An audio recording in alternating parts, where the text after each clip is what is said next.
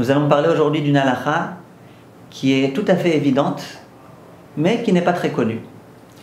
Il s'agit de la tkiyat shofar. Vous savez qu'à Rosh Hashanah, il y a une mitzvah, d'après la Torah, d'entendre le shofar. Et nous avons l'habitude de penser que cette mitzvah concerne aussi bien les hommes que les femmes. Et j'aimerais essayer un tout petit peu, en quelques minutes, de remettre les pendules à l'heure et de bien exposer le problème qui se trouve ici. On a un principe, c'est que les femmes ne sont pas concernées par ce qui s'appelle en hébreu les mitzvot aseh she'azman grama. Il y a des mitzvot qui sont dépendantes du temps, c'est-à-dire qu'on ne peut accomplir par exemple que le jour et pas la nuit. Des mitzvot qu'on peut accomplir que tel jour et pas tel autre jour. Toutes ces mitzvot-là ne concernent que les hommes et pas les femmes. Il y a tout type d'explications qui ont été données. L'une d'entre elles, très noble, très valorisante, qui a été donnée par le Rav Shimshon Raphaël Hirsch, et qui dit que les femmes, elles sont toujours connectées à Kadosh Baruch Hu. Tout le temps en train de prier, tout le temps en train de se dire « Hachem, aide-moi s'il te plaît, aide-moi dans l'éducation de tel enfant, aide-moi à réussir à faire telle chose. » C'est ainsi qu'Hachem a créé la femme. Et donc si l'homme, pour pouvoir être sans arrêt connecté, présent avec Hachem, a besoin de plein de mitzvot, une ici, une là-bas, à droite, à gauche, la femme, elle, on lui a dit « Toi, tu peux être dispensé d'un grand nombre de mitzvot, et on te fait confiance que malgré tout, tu seras totalement lié à Kadosh Baruch Hu. » Donc la femme n'est pas tenue d'accomplir les mitzvot qui dépendent du temps.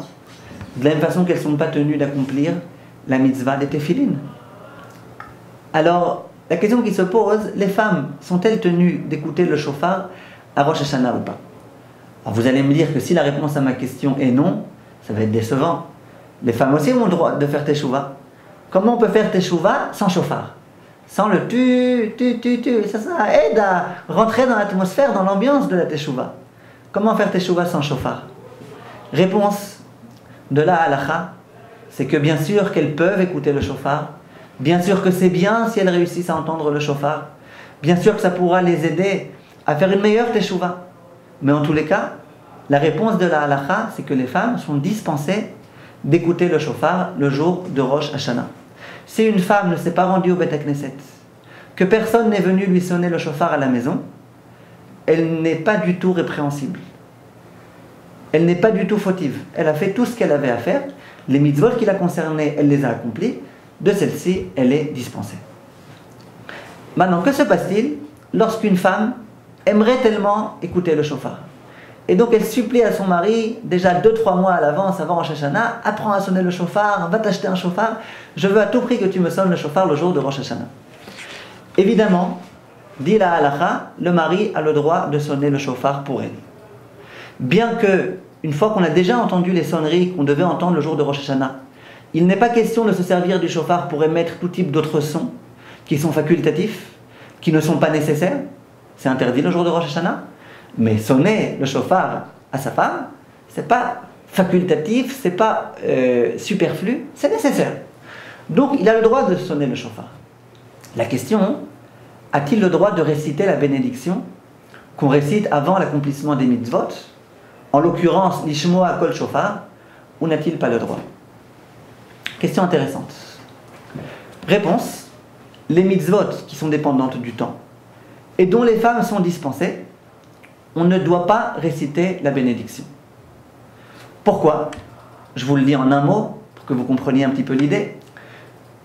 Quelle est la formulation de la bénédiction?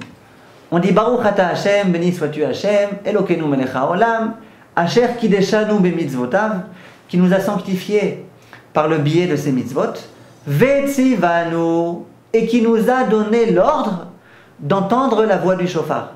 Un ordre? Hachem a donné l'ordre à la femme d'entendre le shofar? C'est pas vrai, c'est une contre-vérité. Comment on peut dire une contre-vérité? Et donc, on ne récite pas de bénédiction.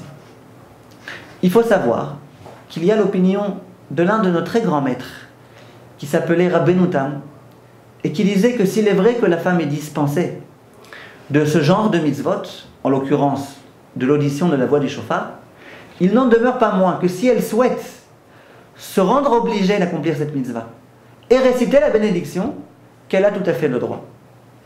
Voilà quelle est l'opinion de Rabbeinu Tam. Le Darkei Moshe, le Rab des Ashkenazim, dans son œuvre qui s'appelle Darkei Moshe, il n'aime pas tellement cette idée-là. Simplement, dans le texte qu'il a écrit ensuite, les halachot du Rama qui figurent sur le Shulchan Aruch, il a écrit de façon claire qu'une personne qui souhaite réciter la bénédiction sur ce genre de mitzvot a le droit. Et telle est la coutume des Ashkenazim. Les Ashkenazim ont la coutume de réciter la bénédiction sur le shofar, même lorsqu'on sonne le shofar à une femme. Simplement, et là, il faut que je sois clair, c'est pas l'homme qui doit réciter la bracha pour la femme. C'est à la femme de réciter elle-même la bénédiction.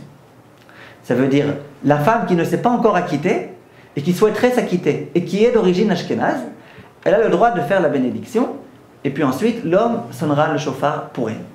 Mais il n'est pas question que l'homme récite la bénédiction pour elle, et ce, même d'après l'opinion ashkénaze.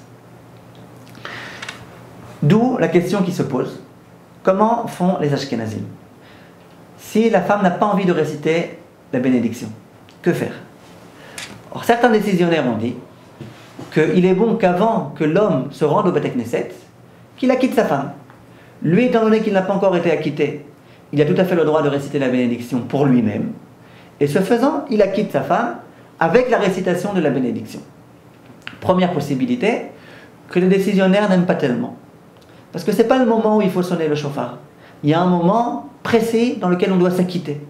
Donc ce n'est pas le mieux.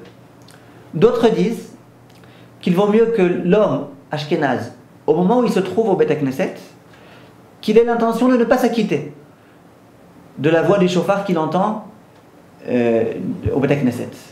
De cette façon-là, au moment où il rentre à la maison, étant donné qu'il n'a pas encore été acquitté, il peut très bien réciter la bénédiction pour s'acquitter lui-même et de facto acquitter sa femme.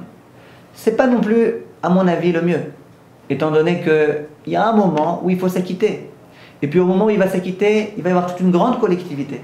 Et on sait que les mitzvot qui sont accomplies avec la collectivité, elles sont d'une grandeur bien plus importante. Donc à mon avis, c'est pas le mieux. Le mieux, c'est que la femme récite la bénédiction elle-même, et qu'ensuite, le mari, ou l'homme qui va venir, sonne le shofar pour elle. À nouveau, je répète, tout ça c'est vrai pour les Ashkenazim. Une femme d'origine séfarade peut écouter le shofar, c'est même bien qu'elle écoute le shofar dans la mesure du possible, mais qu'elle ne récite surtout pas de bénédiction. Voilà, Kol Tov et à bientôt.